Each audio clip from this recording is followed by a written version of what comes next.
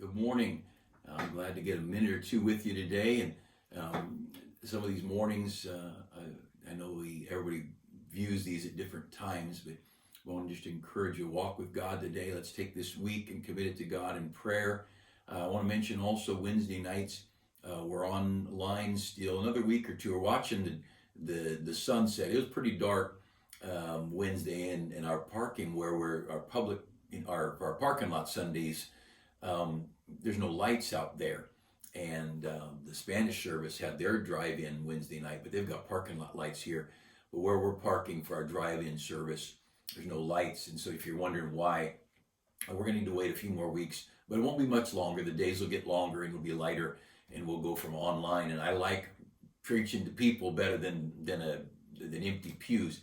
And so don't get comfortable with church online. Don't get comfortable staying home Sunday nights or Wednesday nights or even Sunday mornings. Look, this country needs the church. This country needs good Christian homes, and this country needs good churches. And the hope of our nation is families like yours and churches like ours, just churches across America preaching the Bible. That's the hope of America. Don't think the hope's in Sacramento or Washington. So we're going to trust in God. But if you have a Bible, look over to Acts chapter 20. And we're going to look at a couple of verses here. Just a little bit about having a plan. What do we want to accomplish? What do we want to do down the road? Here we are. We're in April, and who'd have thought a year like this? I spent 2.5 weeks in January in the Philippines, and I came home just for a couple of weeks and had some pretty major activities going on here at church, and then all of a sudden we're shut down. And for the next who knows how many days, it seems like forever, we've struggled with church and business. And you know what? I'm gonna love God, and I'm gonna serve God, and I'll be thoroughly disgusted with our government and the idiotic way they might deal with things. But you know, God gave us that government. That doesn't mean He likes it either. It's what we deserve. It's what we need. It's what will turn some churches back to God or turn some Christians back to God. I have no idea. I just know He doeth all things well. We can trust our God. And there are sometimes difficult days are the best for us. Anyway, well, that's going to be a topic on some Sundays. But in Acts chapter 20, the Apostle Paul, I refer to this often. It's a key passage in churches and ministries. But the Apostle Paul, in Acts chapter 20, he's been warned about going to Jerusalem, warned you might lose your life. And in Acts chapter 20, verse 24, he says, "None of these things move me, neither count I my life dear to myself, so that I might finish my course with joy." And that's a big deal, to finish our course with joy, to get to the end of life and face God with joy. To go through our however many years, and by the way, life on earth is highly overrated. The government's a mess, taxes are a mess, the economy, the health system, most of the world, what a mess to live in India or Pakistan or Bangladesh or Chad. Around the world, there's people that the life's hard. You know what's great about the Bible? They're getting out of it. They're not clinging to this world. They're looking forward to getting out of this world. And that's what Paul was talking about here. He said, I want to finish my course with joy. And over in Timothy, Paul said, I've fought a good fight. I've finished my course. I've kept the faith. And the time of my departure is at hand. And I'm ready. Paul said, I am ready to be offered like an offering, a sacrifice laid on an altar. He said, I am ready. And I'll tell you what, I am ready. If God gives me another 10 years to pastor, I will love it. If He gives me more, I'll love it. If He, whatever He wants me to do, it's His will. I'm going to try and serve Him. But I just know this, I want to finish my course with joy. And if it ended today, I'm looking forward to heaven. Heaven, like we sing with the kids at Vacation Bible School, heaven is better than this. So he said that I might finish my course with joy. Now, Curtis Hudson, I heard, if you've not listened to Curtis Hudson, you can find him on the internet. He's a great, great preacher and built a huge church, was editor of the Sword of the Lord for many years. But Curtis Hudson took this passage and he outlined it this way. He said that I might finish my course. And he said, none of these things move me, neither count I my life dear to myself, so that I might finish my course with joy. Now, there's three things here Curtis Hudson said. He outlined it as my life and my course and my ministry. Don't let your life become too important. And I don't mean to minimize life, and I love it like you do. And if I was having an asthma attack right now, I would be trying to get a hold of a doctor or somebody to help me. Of course, we all cling to life because that's what we do. These bodies of ours want to keep existing to the very last moment we possibly can. But this body of ours, it's just not all that good.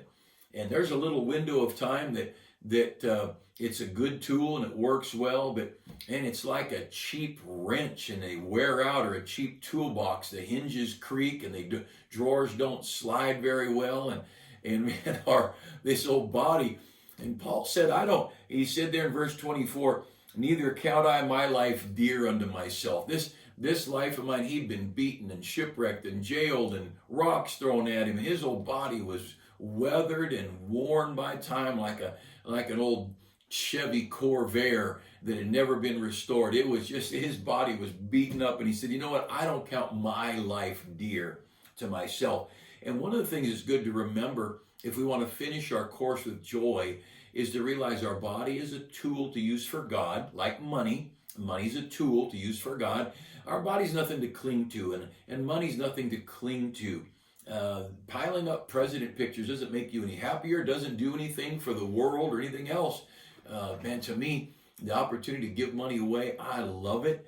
And great privilege to be a blessing to people financially. Then there's the course, my life, and then my course. Now the course is something that you can count as precious. Every one of us has a course. Over in Hebrews chapter 12, it's a very familiar verse. Most of you would know it. Hebrews 12:1. Wherefore, seeing we also are compassed about with so great a cloud of witnesses, let us lay aside every weight and the sin which does so easily beset us, and let us run with patience the race that is set before us. Every one of us has a different race or a different course. When I ran track in high school, somebody ran the 220, somebody ran the 440, and somebody ran I ran the 110 and the 220 hurdles, and I ran a 2 mile, and I ran that once just because there was only 3 people in it, and the coach said you could surely beat one of them and to get a point for our team. But we each have a different course, and God has a course for you. And Paul said, neither count I my life dear unto myself, that I might finish my course. Paul said, I just want to do what God wants me to do. I want to be where I'm supposed to be. And young people, let me encourage you. God has a plan for you. God has a will for you. He loves you. He cares about you. He's not going to push it on you, but you don't have to panic about finding the will of God. God will show you his will. Now, he may not show you his will as quick as you want. I had graduated from college and I still didn't know what I was going to do. I planned on being a missionary to France, but I thought there were some glitches going to come along the way. And God was, I was negotiating. I just wanted to know his will. And I do understand, that you may not know what to do, when to do it, but wait on him. He's a loving father. He's such a good father. And your father will guide you. Rest in him. Walk with him. Surrender. Now, if you got your feet out, you're being drugged down the path, it might be harder to get where you belong. If you're fighting the will of God, but rest in him. Rest in the Lord. Trust in the Lord with all thine heart, and he'll direct your path. And then to understand that you have a ministry. You have a ministry. My life, my course, my ministry. My ministry, I want to be a minister to others. And one of the good men in our church said, Pastor, I can't do much, but I can work on cars and try to help out widows and people in need. He said, I feel like that's something I can do for people. Well, that ought to be the longing of all of our hearts. How can I minister to others? How can I use my skills or my resources to be a help to people? How can I do this and be a blessing to people?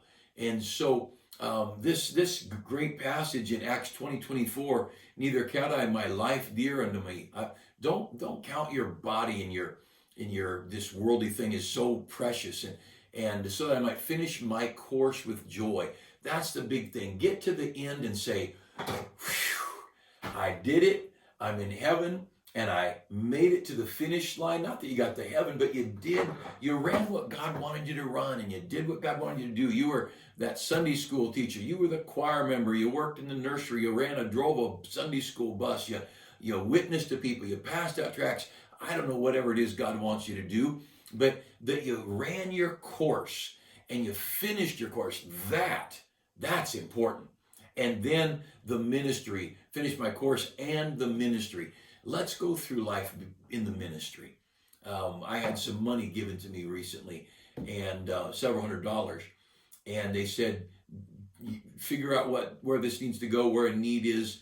But right now, with businesses shut down, I know businesses have been hurting. And I walked into a place I do business. I said, "How's this treating you?" And I said, "You keeping the lights on?" And the owner said, "Barely." And I had maybe $23 was what I was spending there. And so I pulled out a $20 bill and a $100 bill that someone had given me. And I laid that down there on the counter, and I said, "Just put that in there to keep things going a little bit." I said, "Just if I can be a help." And he said, "Oh, no, you can't do that." And I said, "No, I preached on Sunday. I'm going to do it."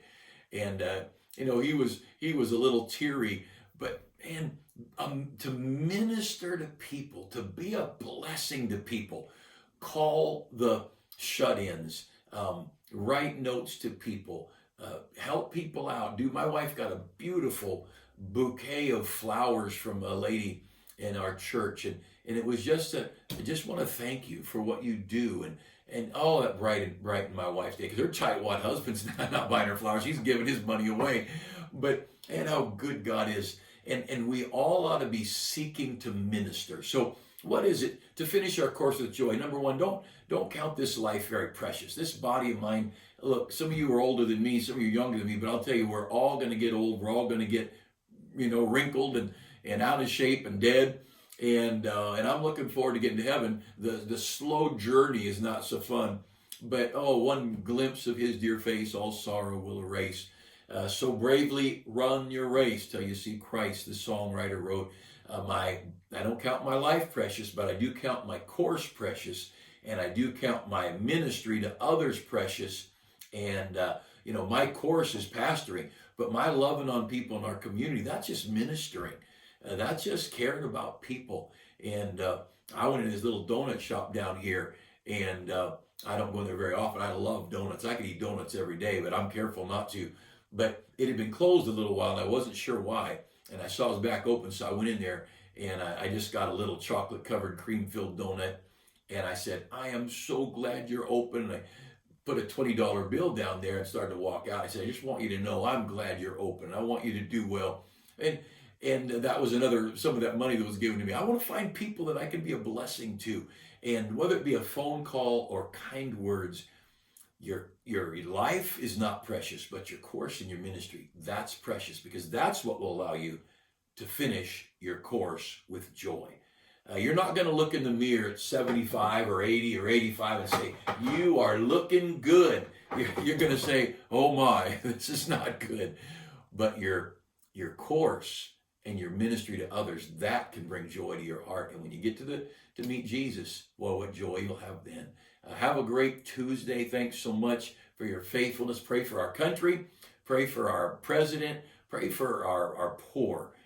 There's a lot of people in need, and we don't know who the poor are. We know some of them, but there's needy people. And in our church, we've had 5 deaths in the last 2.5 weeks. There's some people who are hurting. Be good to people. Love them. Have a great day, and look forward to Wednesday night online. And by the way, my evening posts, we're back to the lasting legacy, just going through some incredible Christians, and I enjoy it. I hope you'll enjoy it as well. Have a great Tuesday. Bye.